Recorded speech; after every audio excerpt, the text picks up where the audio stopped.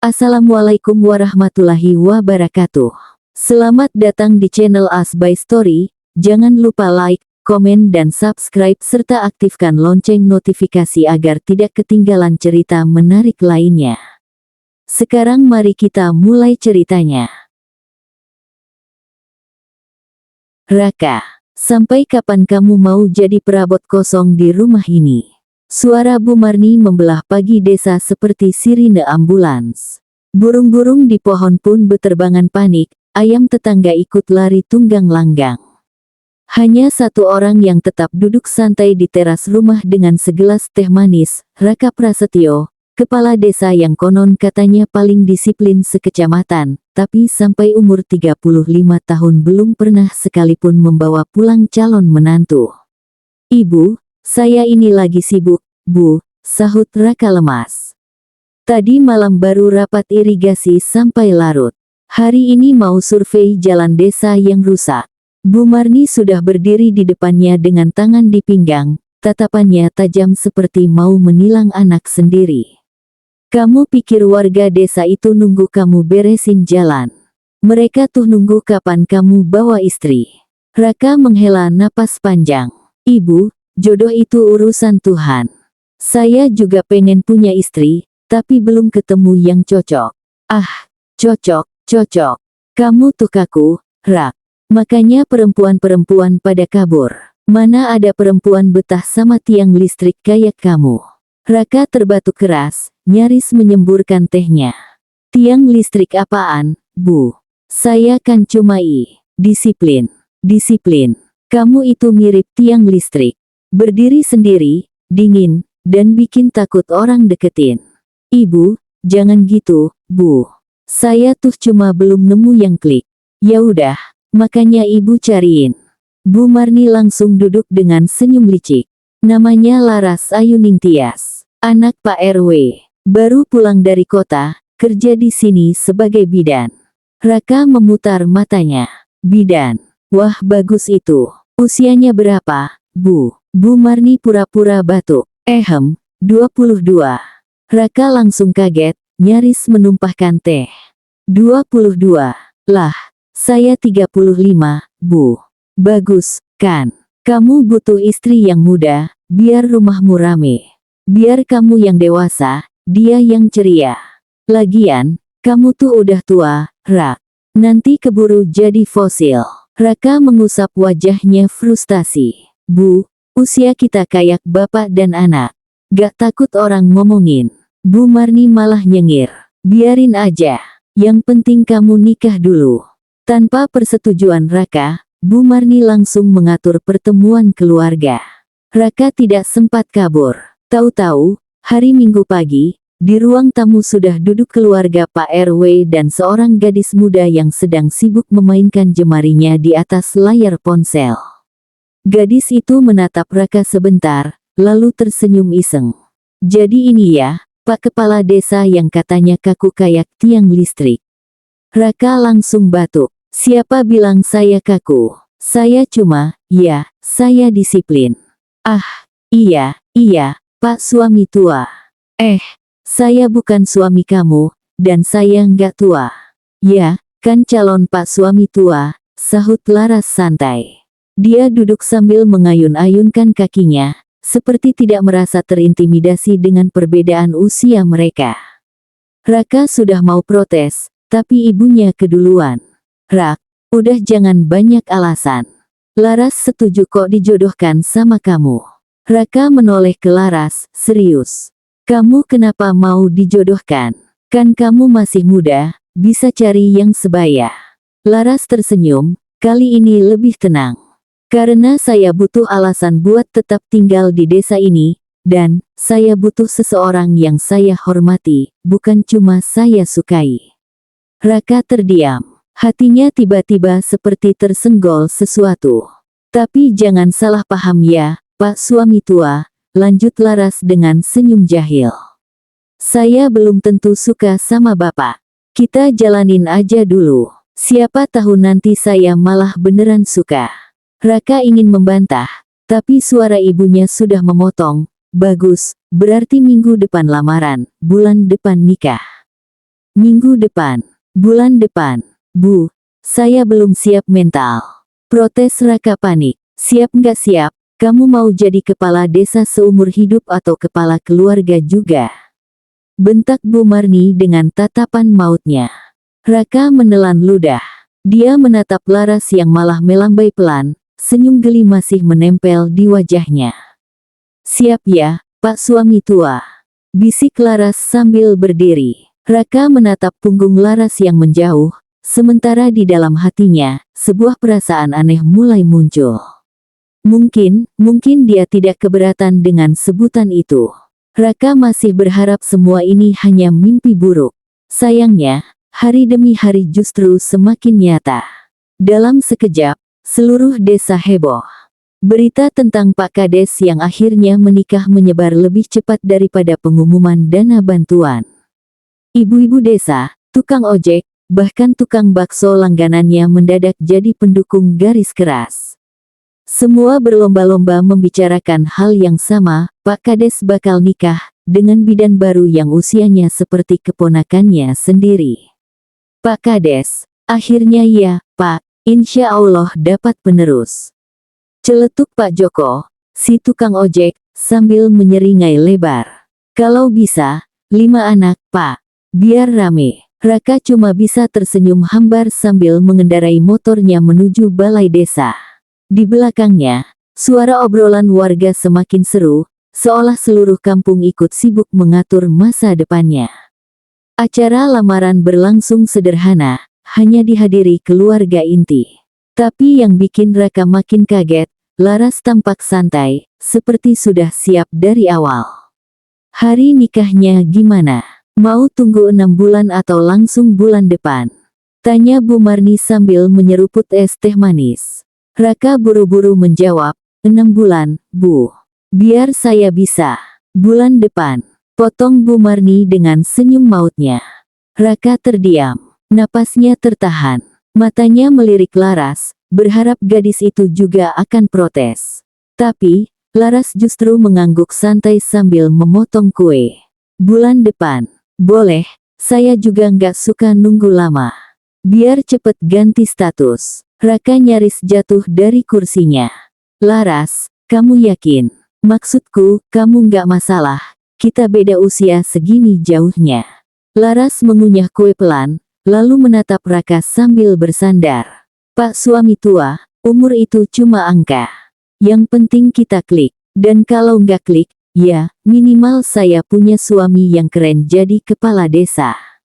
Raka menghela napas dalam. Klik katanya. Yang dia rasakan sekarang justru jantungnya kayak mau copot tiap ketemu Laras. Hari pernikahan pun tiba. Dengan prosesi adat desa yang sederhana tapi hangat. Warga berdatangan seperti sedang menghadiri konser tunggal. Ibu-ibu berdandan maksimal, bapak-bapak sampai bela-belain beli sandal baru. Pak Kades akhirnya nikah. Seru Bu RT sambil menyikut temannya. Lihat tuh, istrinya masih seger. Pak Kades udah senior. Gak apa-apa, Bu, katanya biar seimbang. Satu muda, satu matang, sahut Bu Inem sambil terkikik. Raka yang sudah duduk di pelaminan hanya bisa pasrah sambil membetulkan kerah bajunya.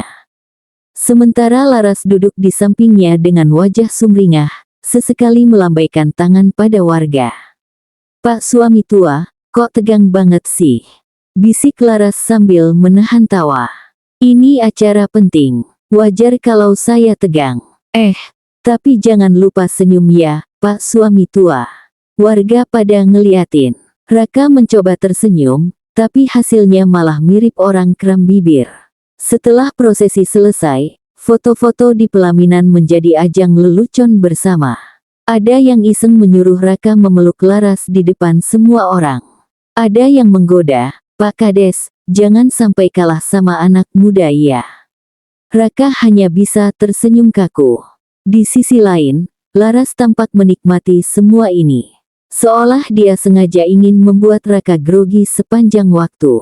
Sore itu, di kamar sederhana yang sudah dihias ala kadarnya, Raka dan Laras akhirnya punya waktu berdua. Raka duduk di kursi, Laras tiduran di ranjang sambil memainkan boneka kecil yang entah dari mana asalnya.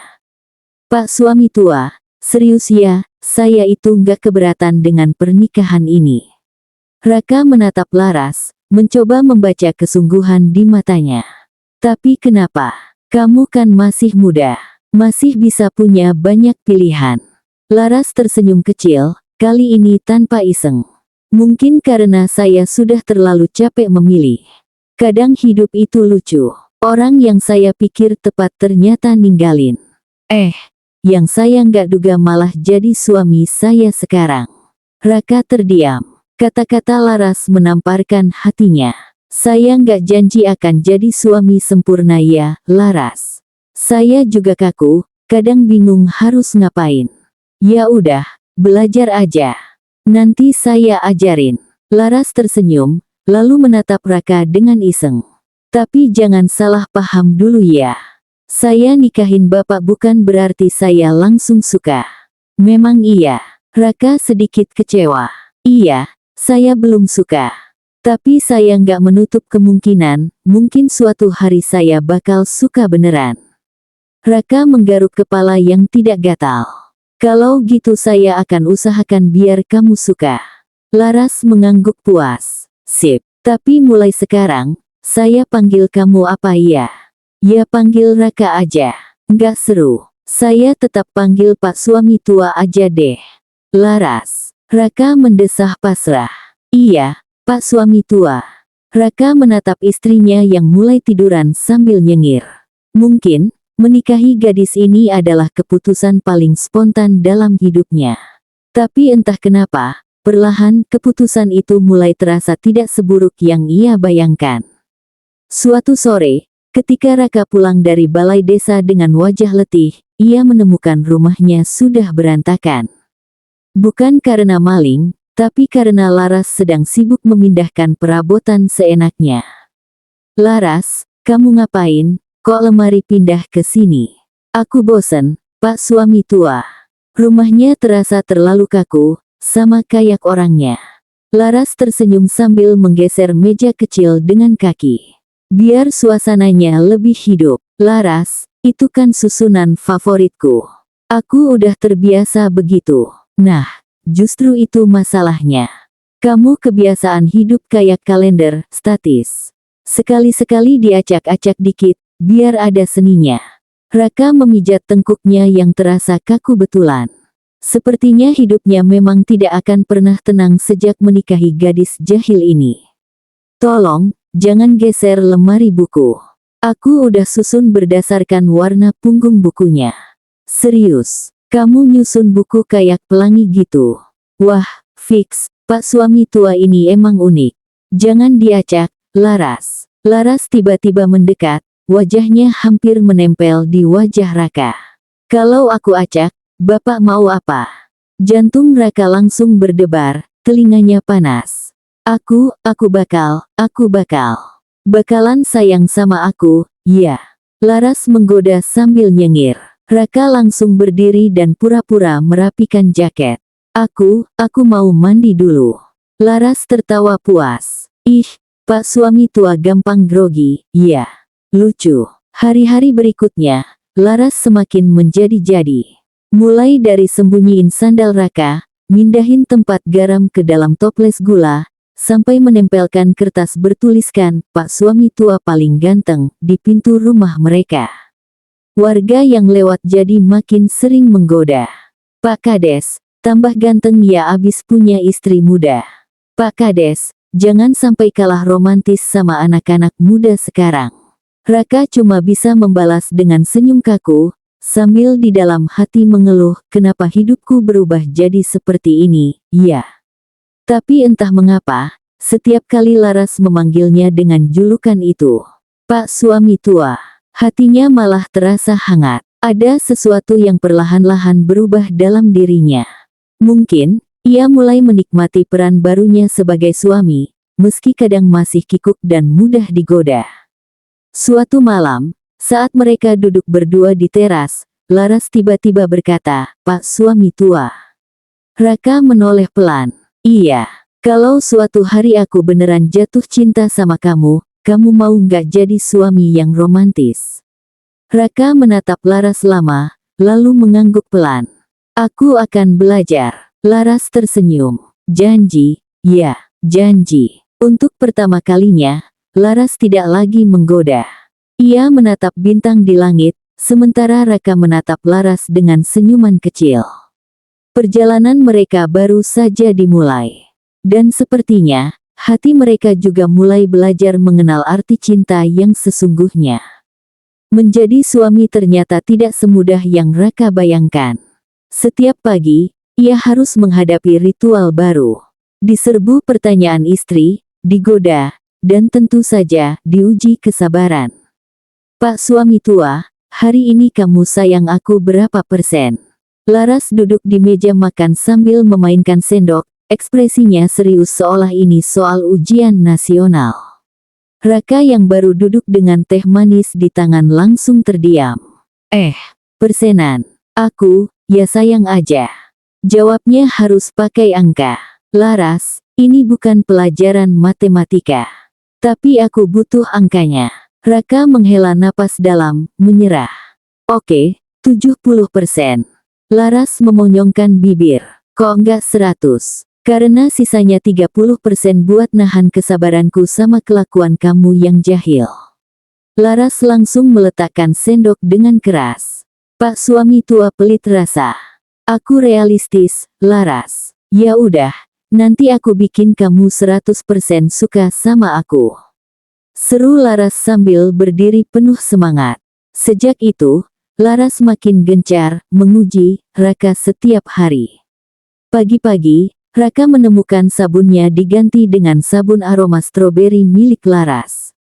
Siang hari, bekal makan siangnya penuh dengan tulisan di tutup kotak, jangan lupa kangen aku ya, Pak suami tua. Malam hari, Laras tiba-tiba menghadiahkan kaos bertuliskan, Proud Husband of a Cute Wife. Laras, aku mau ke rapat desa, bukan ke fashion show, protes Raka sambil memegang kaos itu. Justru biar warga tahu kamu disayang istri. Kalau aku pakai ini, aku bakal jadi bahan ledekan sedesa. Bagus dong, biar semua orang tahu aku cinta Pak suami tua. Raka akhirnya menyerah dan memakai kaos itu, dengan syarat hanya dipakai di rumah.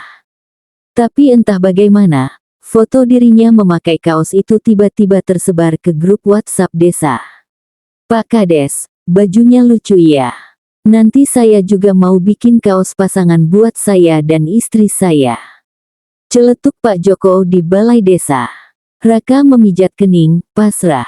Laras, apa kamu yang sebarin fotonya?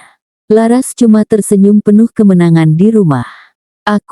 Bukan aku. Mungkin fotonya terbang sendiri ke grup WA. Malam itu, Raka duduk di teras, menatap bintang sambil menghela napas panjang. Sejak menikah dengan Laras, hidupnya seperti roller coaster tanpa rem. Tapi anehnya, dia tidak ingin berhenti. Pak suami tua, kamu ngelamun apa sih? Tanya Laras yang tiba-tiba muncul sambil membawa 2 gelas susu hangat. Berpikir kenapa aku bisa jatuh ke pernikahan konyol ini. Laras duduk di sampingnya. Konyol, tapi kamu betah kan? Raka tersenyum kecil. Betah sih. Tapi kadang aku juga capek dikerjain terus. Laras mencondongkan tubuhnya, menatap Raka dalam-dalam. Pak suami tua, aku serius ya. Aku memang suka usil, tapi aku juga serius belajar jadi istri yang baik. Raka menoleh, menatap mata Laras yang kali ini tampak lembut dan tulus. Aku juga serius belajar jadi suami yang kamu suka. Yakin? Kalau gitu besok aku minta kamu nganter aku ke pasar pakai kaos suami tua paling ganteng. Laras. Iya, Pak suami tua. Raka menatap istrinya yang kini tertawa puas. Mungkin, beginilah caranya mereka belajar saling mencintai, dengan tawa, keusilan, dan perlahan, dengan rasa yang makin dalam. Dan di hatinya, Raka tahu, Laras sudah mulai mengisi seluruh persentase cintanya, dengan cara yang unik dan tidak biasa. Sejak menikah dengan Laras, hidup Raka seperti ikut lomba lari tanpa garis finish. Setiap hari ada kejutan, setiap detik ada jebakan. Dan sekarang, bukan hanya Raka yang jadi korban keusilan Laras, tapi warga desa pun mulai ikut merasakan dampaknya. Suatu pagi, Laras terlihat sibuk di halaman rumah sambil menata kotak kecil. Raka yang baru saja keluar dari kamar langsung curiga. "Laras, kamu ngapain?" Laras menoleh dengan senyum manis. "Bagi-bagi hadiah buat warga." "Hadiah apa?" "Hadiah spesial dari istri Pak suami tua." Raka menatap kotak itu penuh curiga. "Kamu nggak iseng kan?" "Enggak lah. Aku cuma mau bikin warga sayang sama aku." Raka akhirnya berangkat ke balai desa dengan perasaan aneh. Dan benar saja, saat tiba di sana, hampir semua warga yang lewat menatapnya sambil cekikikan. "Pak Kades, hadiahnya manis ya?" celetuk Bu RT sambil tertawa kecil. Raka mengernyit. "Hadiahnya apaan, Bu?" "Permen rasa stroberi. Tapi bungkusnya lucu. Tulisannya, dari istri muda yang imut dan suami tua yang gemas." Raka langsung menepuk dahinya. "Astaga, Laras." Di sudut lain, anak-anak kecil tertawa sambil mengunyah permen. "Pak suami tua, Pak suami tua," teriak mereka sambil berlarian. Sepanjang hari itu, semua orang memanggil Raka dengan julukan yang sudah menjadi viral, Pak suami tua. Siangnya, Raka pulang ke rumah dengan wajah pasrah. Laras sedang duduk di ruang tamu sambil bermain ponsel. "Kenapa, Pak suami tua? Kok kayak abis perang dunia?" "Laras, kamu kenapa bagi-bagi permen pakai tulisan kayak gitu? Biar semua orang inget kamu disayang aku. Kan udah cukup aku dipanggil Pak suami tua di rumah. Sekarang, seluruh desa ikut manggil aku begitu. Bagus dong. Itu artinya kamu terkenal. Nanti aku cetak stiker tempel juga, ya." "Laras." Raka memandang istrinya dengan tatapan lelah. "Kamu ini ujian kesabaranku apa gimana, sih?" Laras menatap Raka sambil tersenyum lembut. "Bukan ujian, Pak suami tua. Aku cuma pengen kamu bahagia. Aku pengen rumah kita rame, bukan sunyi kayak waktu kamu masih sendiri." Raka terdiam. Untuk sesaat, rasa lelahnya hilang. "Laras, kamu tuh ya." Raka tersenyum kecil. "Kadang aku capek, tapi aku juga nggak bisa bayangin hidup tanpa kamu sekarang." "Serius?" Laras matanya berbinar. "Serius." Laras mendekat sambil menatap Raka lekat-lekat. "Berarti, kamu udah sayang aku 100%. "Belum." "Hah? Baru 90%. Sisanya, aku tahan buat ngadepin kejahilan kamu besok-besok." Laras ngakak, menepuk bahu Raka dengan gemas. "Pak suami tua, kamu ini lucu juga ternyata." Raka tersenyum. Dalam hati, ia tahu, Laras yang jahil dan cerewet itu adalah warna terindah dalam hidupnya. Dan meski setiap hari jadi bahan lelucon warga, ia tidak menyesal menikahi istri muda yang manis dan luar biasa ini. Setelah berhasil menjadikan Pak suami tua sebagai julukan nasional di desanya, Laras kini menemukan hobi baru, membuat Raka cemburu. Menurut Laras, itu adalah salah satu cara paling cepat untuk menaikkan persentase cinta suaminya ke level maksimal. Pagi itu, seperti biasa, Raka sedang memeriksa berkas di balai desa. Tiba-tiba, handphonenya berbunyi. Dari Laras istri imut. "Pak suami tua, jangan kaget ya nanti sore. Aku mau ketemu teman lama di warung Mbak Tini. Ganteng banget loh dia. Dulu banyak yang suka sama dia di kampus." "Hehehe." Alis Raka langsung berkerut. "Teman lama, ganteng, di kampus. Kenapa aku harus tahu informasi ini?" Dia mencoba mengabaikan pesan itu dan melanjutkan pekerjaannya. Tapi sepanjang hari, bayangan Laras tertawa-tawa dengan pria lain terus mengganggu pikirannya. Kenapa dia nggak bilang dari kemarin? Kenapa nggak izin dulu? Kenapa malah pamer cowok ganteng ke aku? Raka bahkan tidak sadar kalau dia memarahi staf balai desa yang salah meletakkan map padahal biasanya dia paling sabar. Sore hari, rasa penasaran dan mungkin rasa cemburu itu membuat Raka diam-diam menyusul ke warung Mbak Tini. Benar saja, dari kejauhan dia melihat Laras duduk bersama seorang pria berperawakan tinggi, rapi, dan terlihat ramah. Laras tertawa lepas, terlalu lepas. Raka mengepalkan tangan. Oke, mungkin aku harus menarik dia pulang sekarang juga. Namun saat dia melangkah maju, Laras tiba-tiba berdiri dan melambai padanya.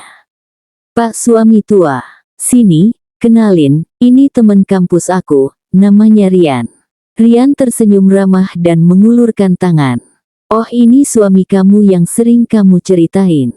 Yang kamu bilang, lucu banget kalau lagi marah. Raka menyambut uluran tangan itu sambil mengerutkan dahi. Kamu cerita apa aja ke dia, Laras?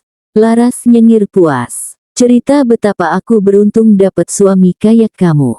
Hah, iya, aku bilang kamu kepala desa yang keren, tapi gampang panik kalau aku godain. Rian terkekeh. Iya pak, saya sering dengar dia cerita di kampus dulu. Waktu saya tanya kenapa dia mau dijodohin, dia bilang, ya karena aku suka laki-laki serius kayak Pak Kades. Raka melirik Laras yang menahan senyum. Jadi, kamu sengaja mancing aku biar aku datang. Laras mengangguk manis. Berhasil, kan? Cemburu nggak? Raka menghela napas panjang. Laras, kamu ini. Pak suami tua, kamu tuh gampang banget dibaca. Laras mencubit pelan lengan Raka. Kalau aku nggak bikin kamu cemburu, nanti kamu santai terus, nggak makin sayang. Rian pamit dengan senyum geli, sepertinya dia sudah mengerti dinamika rumah tangga pasangan unik ini. Raka menatap Laras dengan wajah lelah, tapi matanya hangat. Laras, kamu tahu nggak, kamu tuh udah penuh di hatiku. Nggak perlu bikin drama buat nyari perhatian. Laras mendekat, membisikkan satu kalimat yang sukses bikin jantung Raka berdetak kencang. Tapi pak suami tua makin ganteng lo kalau lagi cemburu. Raka mengusap wajahnya pelan. Laras tertawa puas, memeluk lengan suaminya dengan gemas. Sepertinya misi Laras berhasil. Dan sepertinya, misi-misi berikutnya akan jauh lebih seru. Malam menurunkan sunyinya perlahan, disertai rintik hujan tipis yang menari-nari di atas genteng rumah. Laras duduk di depan meja rias, menyisir rambut panjangnya dengan pelan. Aroma minyak kayu putih dan wangi bedak bayi menguar dari kulitnya yang masih terasa sangat muda, segar, dan polos. Cermin menampilkan bayangan dirinya, namun di sudut pantulan itu, ia melihat sosok suaminya, Pak Raka, tengah duduk bersandar di ranjang sambil membaca buku kecil bersampul coklat. Raka tampak santai, mengenakan kaos lengan panjang dan sarung yang dililit rapi. Ia membaca tanpa suara, tapi dari caranya memandangi halaman yang sama terlalu lama, Laras tahu pikirannya mengembara entah kemana. Mas, bukunya nggak dibalik-balik halamannya, tuh, celetuk Laras sambil tersenyum kecil. Raka mendongak dan tertawa pelan. Ketahuan, ya, aku lagi mikirin kamu, kok. Loh, kenapa mikirin aku? Laras menoleh. Ya karena aku masih suka heran. Dulu rumah ini sepi, sunyi. Sekarang penuh suara kamu nyanyi, suara panci jatuh, suara kamu ngobrol sama ayam, jawab Raka dengan nada menggoda. Laras tertawa geli. Kamu nyindir aku berisik, ya. Enggak, aku bersyukur. Kamu bawa hidup ke rumah ini, Ras. Suasana mendadak hening. Hujan makin deras, seperti mengiringi detak jantung yang tiba-tiba berdetak sedikit lebih cepat. Laras bangkit dari kursi dan duduk di sisi ranjang. Mereka duduk berdampingan, berjarak tipis, tapi terasa hangat. Laras menunduk, menggenggam jemarinya sendiri. Mas, kamu nggak kecewa ya? Kita udah nikah beberapa minggu tapi aku masih gini. Canggung. Belum bisa jadi istri yang penuh. Raka diam sejenak, lalu mengangkat wajah Laras agar menatap matanya. Sayang, kamu itu udah jadi istri yang penuh sejak kamu mau pegang tanganku di depan penghulu. Aku nggak pernah minta lebih dari apa yang kamu siap kasih. Laras menahan napas. Air matanya menitik pelan. Aku takut kamu merasa aku kayak anak kecil. Belum ngerti apa-apa. Justru karena kamu masih muda, aku harus jadi tempat belajar yang tenang buat kamu. Kita nggak perlu buru-buru. Aku bisa nunggu. Aku rela nunggu, Laras. Kalimat itu menusuk lembut ke hatinya. Laras merasa dihargai, dicintai, tanpa tekanan, tanpa paksaan. Ia bersandar pelan ke bahu Raka, lalu memejamkan mata. Makasih, Mas. Udah sabar banget. Raka membalas dengan menarik selimut ke tubuh Laras dan mengusap rambutnya pelan. Tidurlah, sayang. Kita punya banyak waktu untuk jatuh cinta berkali-kali. Malam itu tak ada desahan asmara atau gairah membuncah. Yang ada hanya kehangatan dari pelukan dua jiwa yang perlahan saling membuka. Cinta tak perlu terburu-buru. Ia tumbuh, pelan, tapi pasti. Dan dalam sunyi rumah itu, dengan rintik hujan sebagai saksi, mereka berdua tahu, mereka sedang belajar menjadi rumah satu sama lain. Matahari pagi menyelinap malu-malu lewat jendela dapur. Laras berdiri dengan celemek polkadot. Wajahnya serius menakar bumbu ke dalam panci kecil. Kali ini ia sedang mencoba resep sup ayam dari YouTube. Sudah seminggu ini ia benar-benar ingin bisa masak lebih baik, bukan cuma demi Raka, tapi demi dirinya sendiri juga. Pak Raka duduk di ruang tamu, membaca koran. Tapi sesekali, tatapannya menoleh ke arah dapur, tersenyum simpul melihat istrinya sibuk sendiri. Setelah suara panci beradu dan aroma sedap memenuhi rumah, Laras datang dengan semangkuk sup panas. Mas, coba cicipin. Kali ini aku yakin gak keasinan, katanya penuh harap. Raka mencicipi sesendok. Dia diam sebentar, lalu tersenyum. Enak, serius. Ini, kayak rasa sayang kamu dimasak pelan-pelan. Laras memutar bola matanya. Duh, gombalnya pagi-pagi. Tapi beneran, Raka menatapnya serius. Kamu makin pintar. Aku bangga. Laras tersipu. Wajahnya merona, bukan karena panas dapur, tapi karena ucapan Raka yang selalu terasa tulus. Beberapa hari kemudian, Laras memutuskan membuka lapak kecil di halaman rumah. Hanya meja kayu, termos kopi, dan jajanan sederhana. Tapi antusiasme warga sekitar cukup membuat semangatnya membuncah. Sampai suatu siang, seorang pemuda berpenampilan necis mampir. Namanya Rio, anak kepala dusun sebelah yang baru kembali dari kota. Teh tariknya satu, Mbak. Ibu. Atau Mbak aja ya, soalnya kelihatannya masih muda banget, ucapnya sambil tersenyum lebar. Laras tertawa sopan. Mbak aja. Biar awet muda. Rio tampak menggoda, dengan kata-kata yang mulai berlebihan. Raka yang baru pulang dari musyawarah desa melihatnya dari kejauhan. Tatapan mata Raka seketika berubah. Ia menghampiri dengan langkah tenang namun mantap. Sayang, panggil Raka sambil merangkul bahu Laras. Rio melirik dengan kaget. Ini suaminya. Raka hanya mengangguk dan tersenyum datar. Iya. Dan aku juga pemilik rumah ini. Rio mengangguk canggung lalu cepat-cepat menyeruput tehnya. Laras hanya menunduk, canggung tapi geli. Malam harinya, Raka duduk di serambi rumah sambil minum kopi. Laras menghampirinya, duduk di samping dengan segelas susu hangat. Cemburu ya tadi siang? Tanya Laras sambil tersenyum menggoda. Enggak, jawab Raka cepat. Laras tertawa. Mas, ekspresi kamu tuh kayak mau ajak duel Rio. Bukan cemburu. Aku cuma, nggak suka lihat orang lain terlalu nyaman sama kamu, ucap Raka jujur. Laras terdiam sebentar, lalu bersandar ke bahu suaminya. Aku juga nggak nyaman kalau orang lain terlalu akrab sama kamu. Raka menoleh, lalu mencium pelan kening Laras. Bagus. Berarti kita saling jaga, ya. Dan malam itu, keduanya diam dalam pelukan. Tak perlu banyak kata. Cinta mereka tumbuh pelan-pelan, tapi mulai terasa makin dalam dan makin sulit untuk dilepaskan.